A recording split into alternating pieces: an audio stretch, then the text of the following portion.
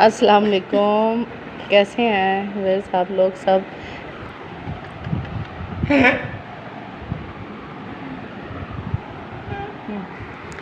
ये देखें, आज हमने जुम्मे के दिन खीर बनाई है और ये स्पेशल जैन साहब के लिए बनाई है कि जैन बहुत शौक़ से खाते हैं। आज जैन जुम्मा पढ़ रहे हैं और अब खीर बांटने के लिए जाएंगे और उसके बाद फिर ये ख़ुद भी खाएंगे।